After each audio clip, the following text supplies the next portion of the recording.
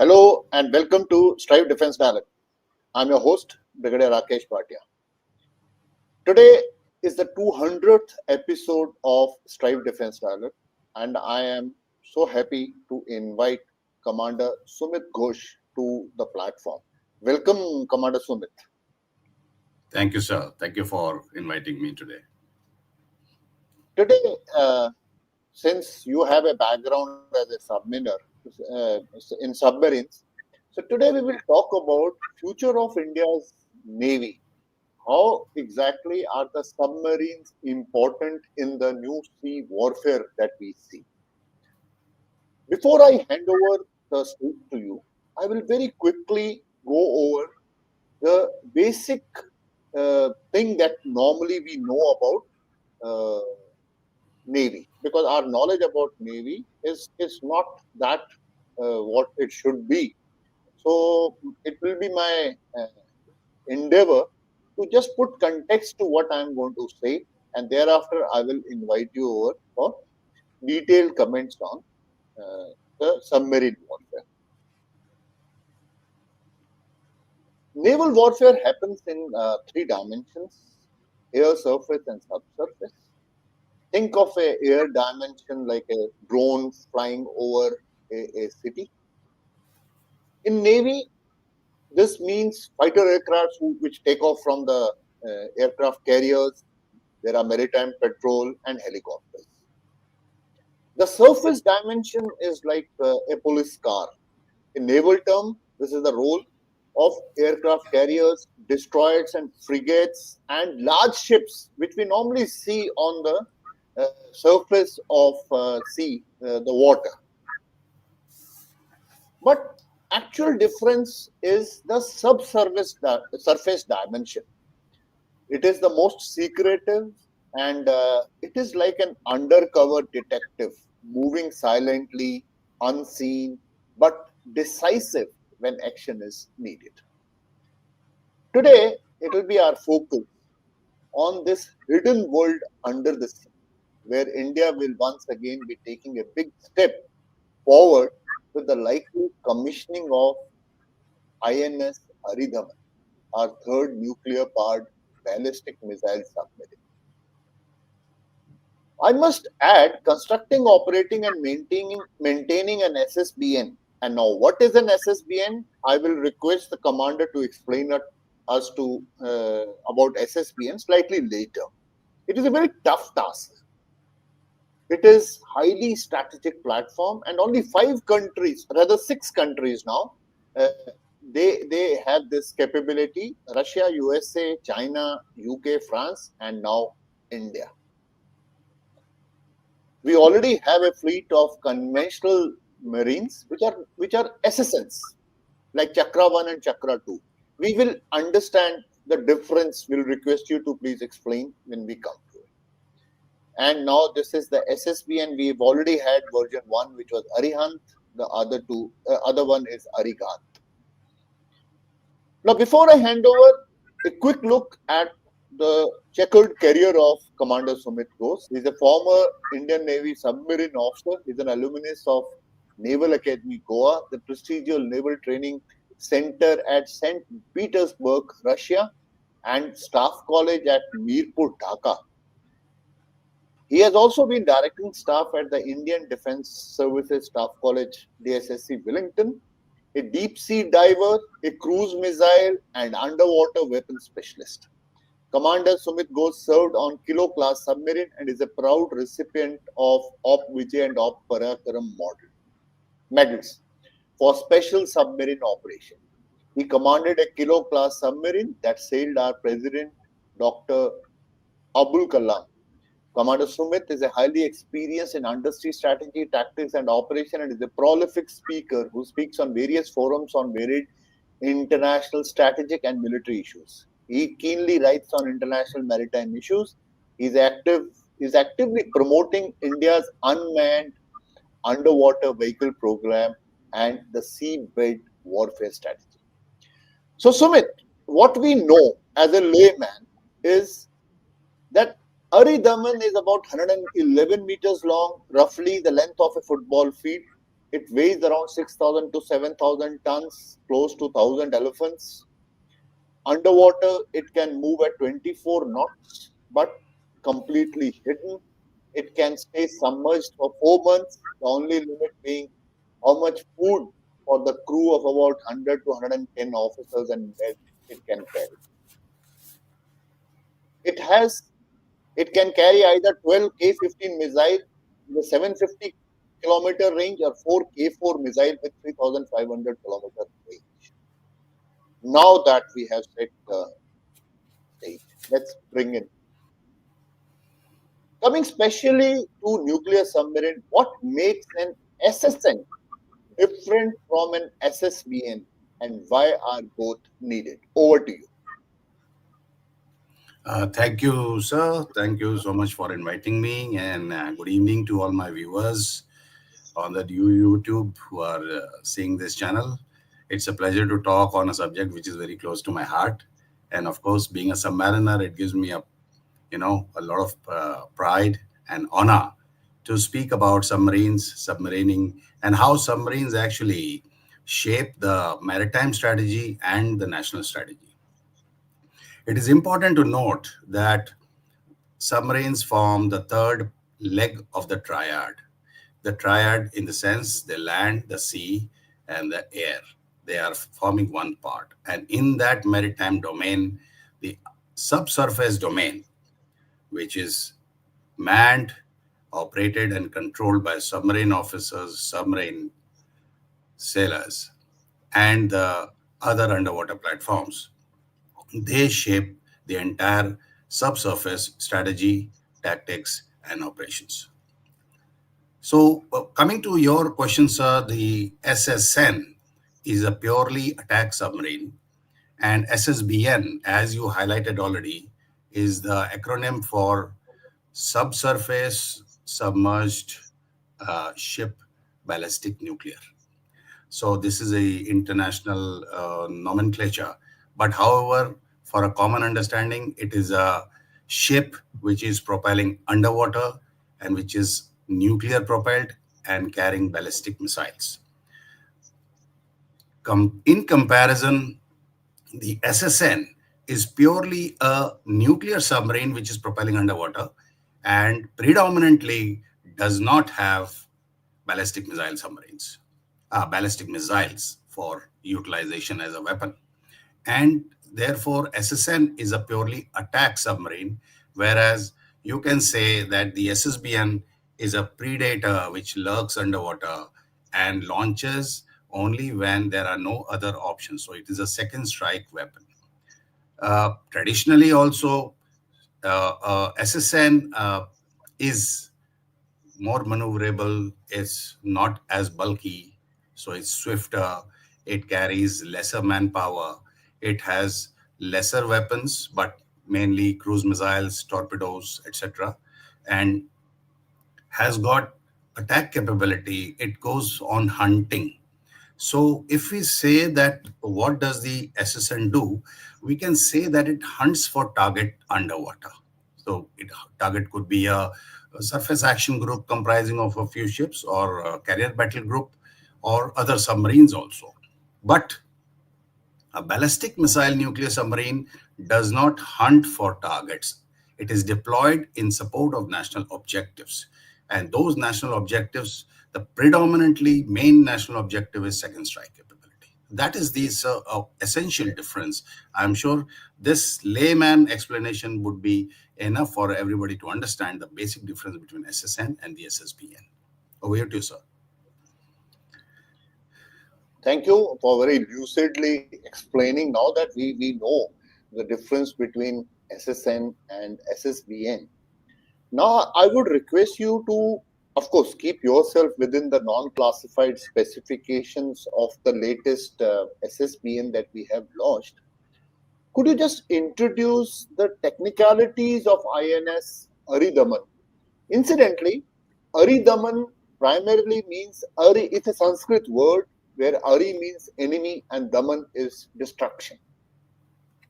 So, can you please tell us what exactly are the peculiar properties of this particular submarine.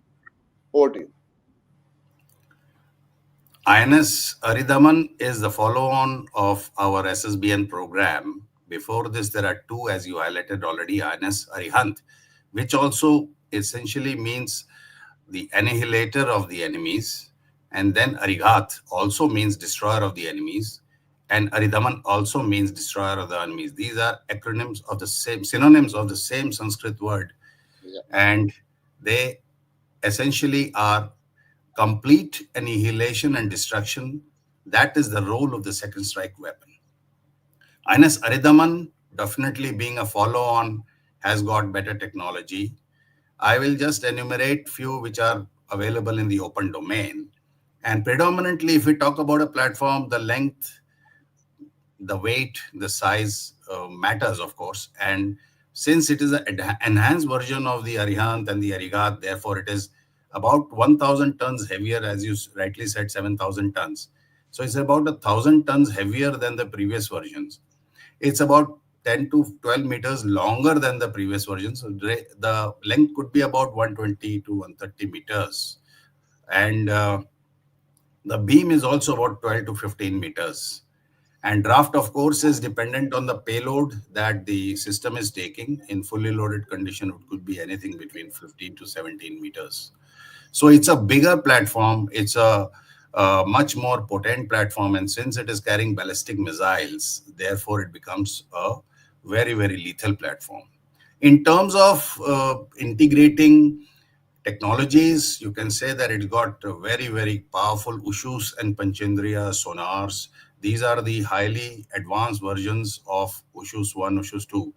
And therefore, they provide very good integrated subsurface picture to the submarine team underwater as the system is going. It has got a very robust command and control section, communications worldwide from anywhere to anywhere, from any range. You can have side scan sonars, the flank array sonars, and uh, quietening techniques have been used in a greater manner than compared to Arighat and Arihant. Most of the machinery is shock mounted, so there are no vibrations. Active vibration cancellations have been used to reduce propagation of sound underwater to much shorter ranges because enemy is listening at sea. And silent and stealth is Yeah. the predominant factor of deployment of submarines. That has been taken care of. It has got a very good seven-bladed propeller, which makes very less noise. It's got a great turning characteristics. Currently, as we speak, it is undergoing trials. It was launched in 21. And Hmm. so over the past 10 years, we have seen Arihant, Arighat, and Aridhaman. And this submarine has got a complement of about 100 odd people, 100 to 110 people. Yeah. Most majority are weapon specialists, etc., because it requires a lot of, and almost all are very, very highly technically qualified. And there is a complement of officers which is also larger than most of the conventional boats Yeah. because decision making is very critical. So these are the main silent factors, but the main propulsion system, which is the reactor, it's got a 83 megawatt reactor, which is developed by Bark and in consultation with DRDO. And of course, it is 10 to 15% more efficient than the previous version. It is a compact light water reactor. So while we can say that, the development of a reactor, how will it be different? But then even reactor technologies are changing. The compact reactor for underwater operations is a technology which not many nations have been able to harness. We are one of the one, as you rightly highlighted, sir, that we are the sixth nation in the world to build and operate SSBN. So it's a very costly affair, but it requires a lot of integrated technologies. Tata, But L&T, Tata, and certain other firms have been instrumental in designing this, and it has been built at the Shipbuilding Center at Vizag under the project code Advanced Technology Vessel ATV project. As you said, already highlighted that it's got missile payload. It can carry K5 or K4 missiles, which has got ranges of 3,500 to 5,000 kilometers. So you can say that from IOR we can cover entire Pakistan. From Bay of Bengal we can cover 70% to 80% of Yes. the China land. And from we have got a great reach and great lethality. These missiles are very, very lethal with 99.96% accuracy in terms of hundreds of test firings which have been done. Mm. So while it can also carry the See, traditional K-15 missiles which were meant for Arighat and Arihant, it can also carry the higher versions. So it's got a, as I said, it's got a great command and control station, because it it the operation requires a little political system to be controlling these kind of submarines, because it's a second strike weapon. So very high end communication systems are installed. Over to you, sir. now that you've spoken about the second strike capability, you actually preempted me. Now, my question is: you also spoke about nuclear triad and second strike capability. Just explain the two things, because India has a declared policy of no first use. How does this submarine help us to overcome the declared policy or position of ours as far as the nuclear weapons are concerned? The second strike capability resorts to the uh, fact that if a nation has been attacked, it should have an ability to strike back at the attacker in such a manner Correct. that it annihilates him completely. And that is only possible once you have certain platforms which can deliver this. So the second strike capability we have in terms of sea platforms is only by submarines, because it is hidden. It is deployed where nobody knows where it is, at what depth, and with ranges and target packages for those missiles which are deployed from a point and can reach anywhere. So some of the, as I say, US has got a missile which can go up to 18,000 kilometers. So we have a missile which can go to 5,000 kilometers, but we in development of such missiles which can cross 10,000 kilometers. So it can give a option to a country that it once it has been attacked by a nuclear state, then we can retaliate. So this project, the SSBN project, and soon to be commissioning of INS Aridaman, gives the nation an option again that we are strengthening our nuclear triad. Our nuclear triad comprises of the army component, which has got Agni missiles and Prithvi missiles, which are nuclear tipped, and our Rafale can deliver from the air component, the nuclear capable Rafale can deliver nuclear weapons. But for the Navy, Aridhaman, Arihant, and Arighat, they deliver such strike. That's why it is a key member of the triad, the three options which a government requires. Hmm. And this, coming into the maritime domain, forming a triad, completing the triad, is a key component which is offered by INS Aridaman.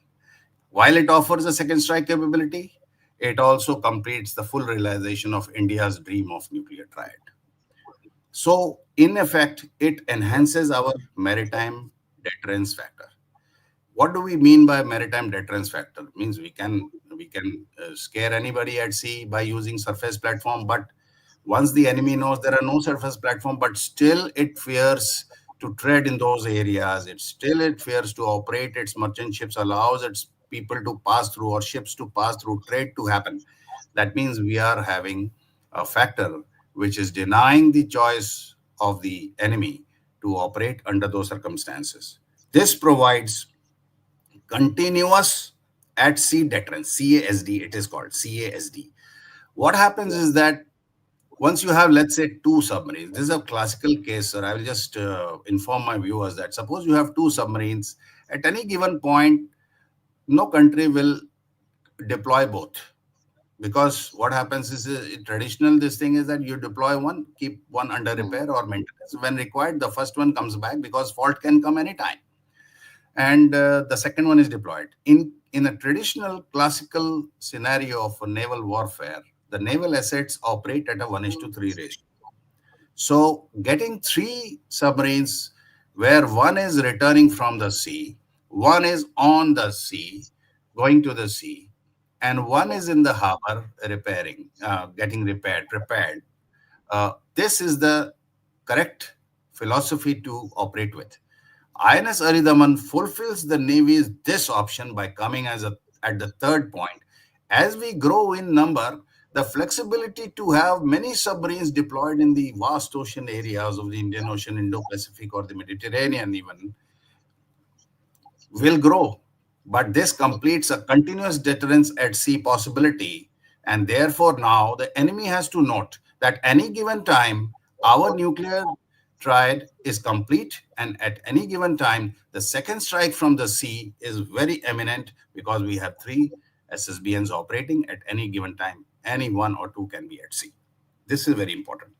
So while this Aridhaman gives this option, it also counters regional threats because regional inimical forces, they try to enter the zones, hamper trade, asymmetric threats. So while we are regularly, uh, regularly we are troubled by Chinese presence in the Indian Ocean region.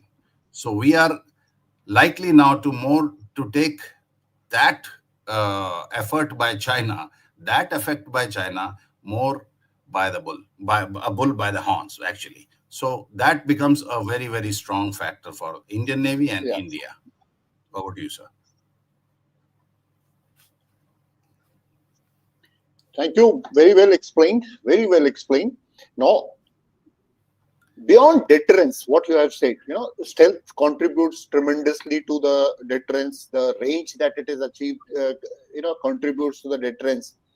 Now, beyond deterrence, you know, India's position in the wider Indo-Pacific security landscape. Given the three SSBNs that we are in position, how does it? I feel that it dramatically changes the India's what I call presence in the Indo-Pacific security landscape. Your comments on this?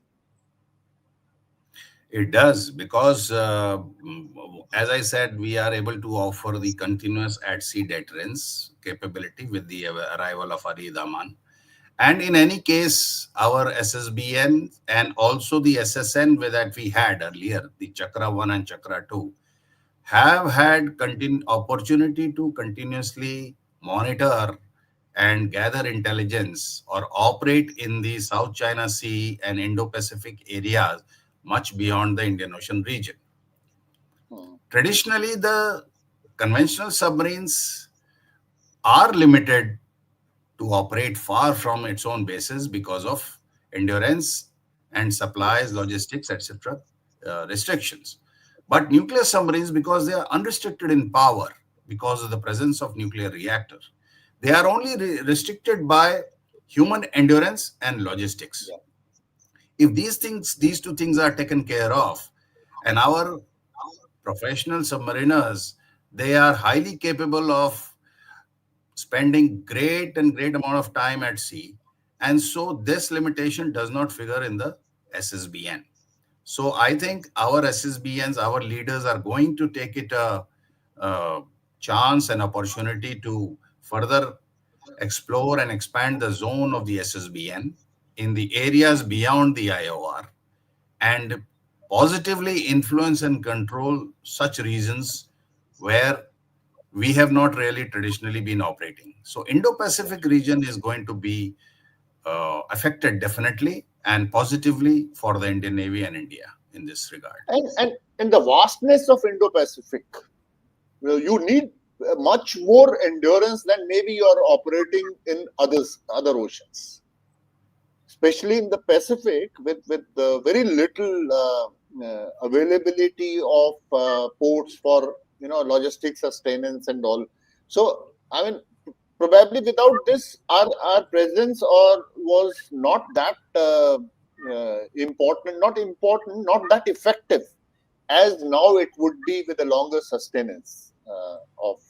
with this nuclear powered submarines. Coming on to technicalities, we have spoken. It has tremendous amount of futuristic modern technology, but operating an SSBN is just not a technical marvel. It is also a psychological thing. What kind of you have allured to it? What type of training and discipline does the crew require to be a submariner? Please recall and recount your experiences.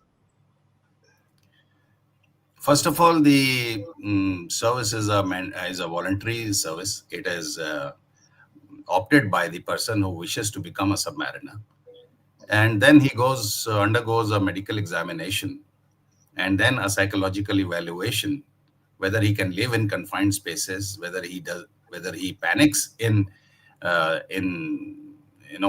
areas where there are too many people and very little space to move around, and stay at a particular place for months together without even seeing the sun or the air or the land or the birds flying.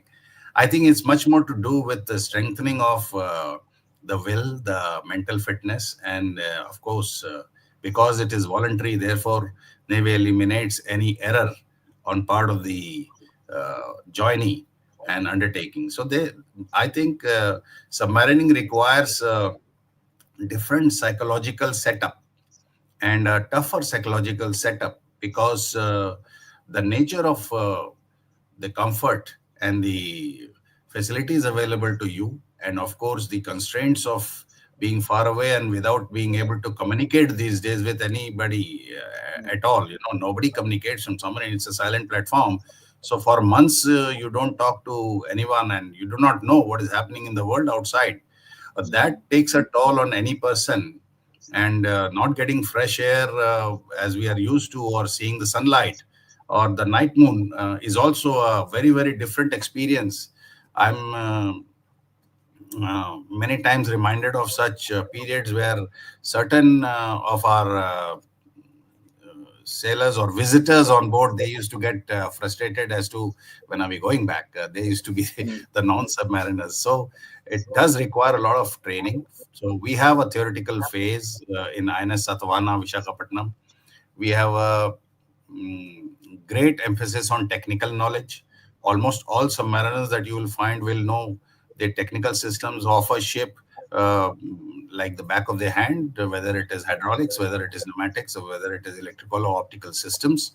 So whether it is generators or reactors, because everybody is dependent on somebody else's action. The life depends on somebody else's action. A wrong action by anybody can doom the entire submarine and endanger the life of everybody on board, whether it is fire or flooding or whether it is an accident.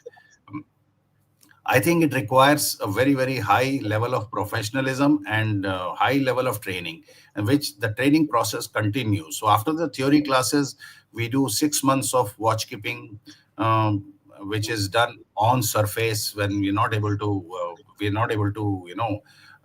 handle the submarine, but we only watch as to what is happening. And then after 6 months, we are able to get the dive ticket, which is also called the handling for the officers. I'm saying they get the dive ticket because they are able to do a controlled dive and surfacing of the submarine independently, but under the watchful eyes of the experienced people and those qualified people. It's a very, very tough service, and it is a highly dedicated service.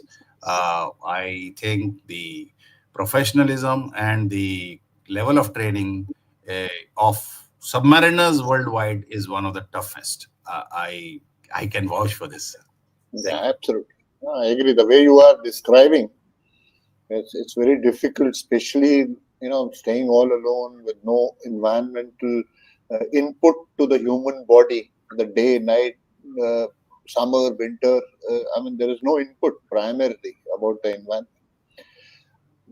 Very interesting. And now my next question, and probably this we would try and wind up with this question: what future assets and technology should India invest in?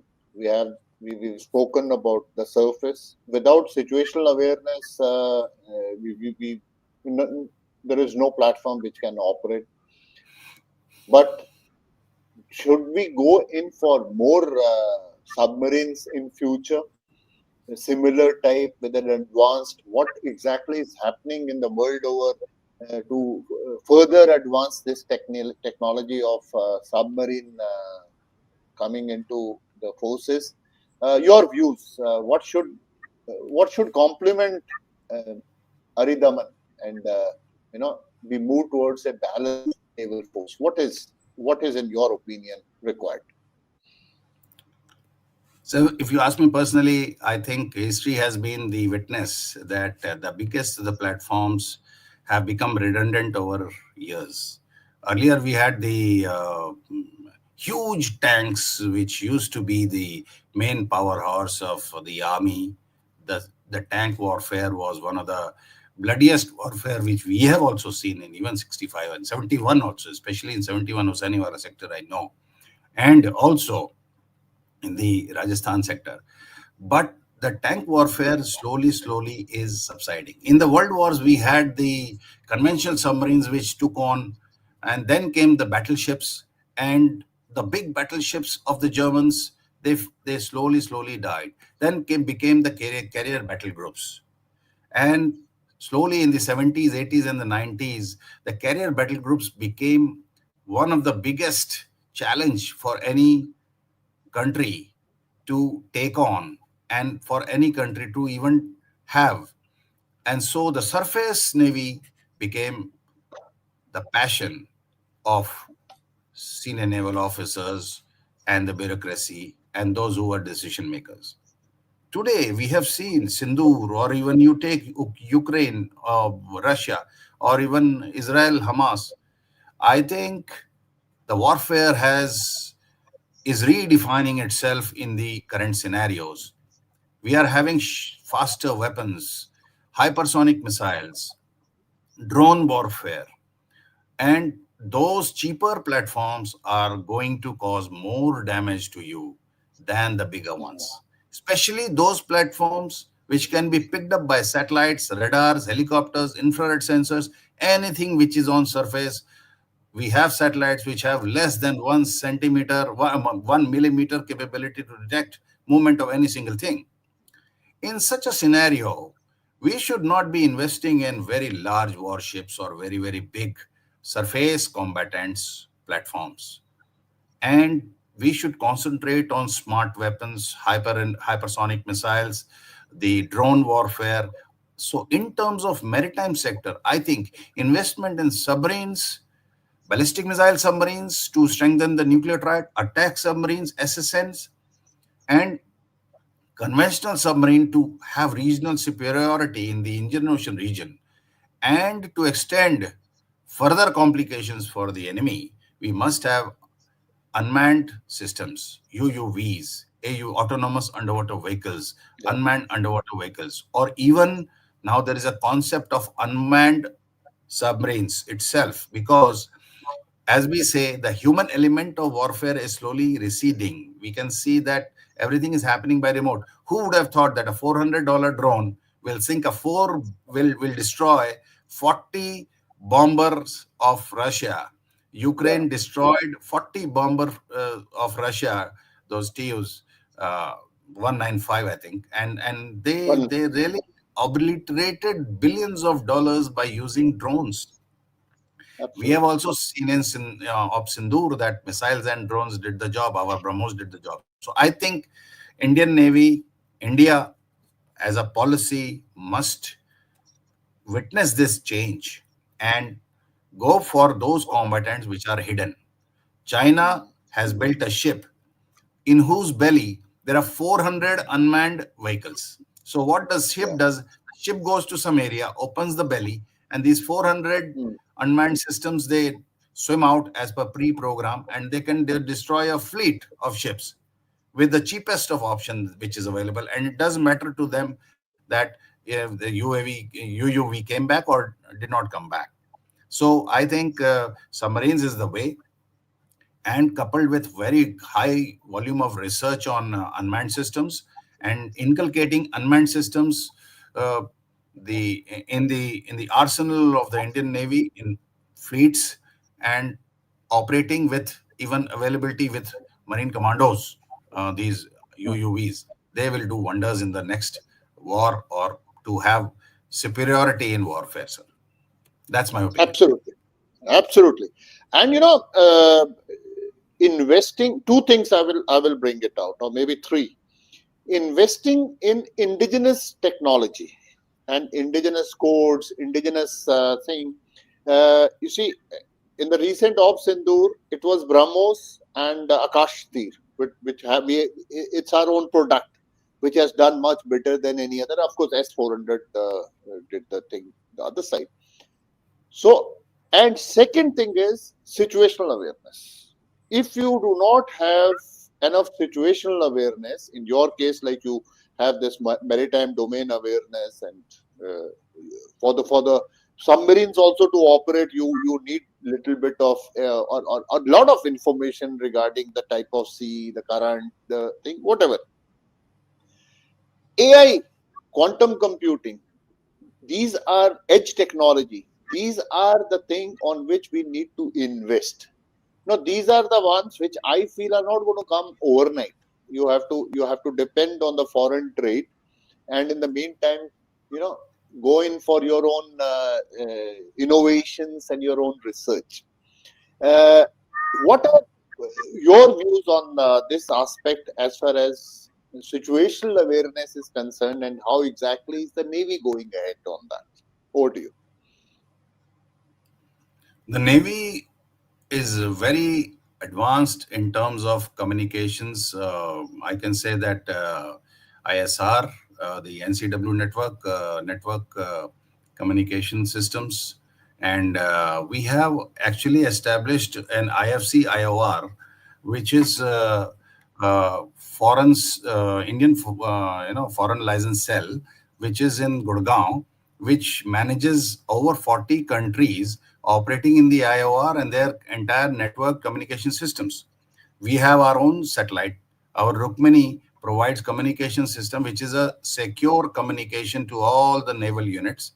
We have our own NAVIC GPS system, Yes, yes, which is being used by the Navy.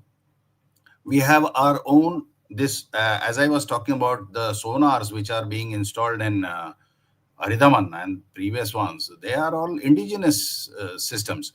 So while the indigenous component is increasing from Arihant to now, Aridhaman will have about 75% indigenized component.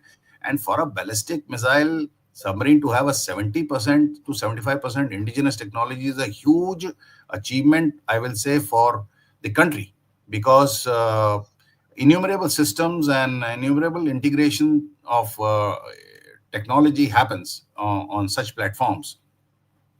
And so the Atmanirbhar Bharat program of the Prime Minister Narendra Modi ji has really kicked in these aspects which you just mentioned: the AI, the quantum computing, the drones. Our own people are manufacturing many UUVs. In fact, Navy has already ordered an indigenous firm, the the underwater drone, and that too the large version.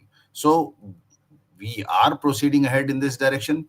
I think the Navy is also focusing on hypersonic missiles and long range SAMs. We also have highly integrated weapon systems on our surface combatants, which can do cooperative engagement. That means one ship gets the data and the other ship attacks, and the same target can be attacked by all the ships in the area at a given time. 35 separate targets can be engaged through cooperative engagement. This is what is the communications. So the network centric operations of the Navy is very strong, and we are actually having, for submarine communications also, we have our extra low frequency communication system, the very low frequency mm, communication system, which is a worldwide system. So submarine can be anywhere in the globe, and it is still communicating, is still receiving information and taking action. This is what the country requires. And if the country has got an indigenous capability, that means it cannot be disrupted by the enemy. And this is what makes the platform free for taking its own actions, even in the worst scenario which is happening outside. So moving towards indigenization, uh, promoting such technologies which will integrate higher capability platforms to such levels where it will affect positively for us in warfare. This is what the way is, and I think we are moving in the right direction. I think the next submarine, as you know, sir, is S4. As of now, Yeah, name has been not yet begin S4 star. So, and the S5 follow-ons. Government has already taken a decision to commission at least two submarine SSBNs in 1 or 2 years. correct. So you may see the next SSBN also rolling out sometime in 26, or if not 26, then 27.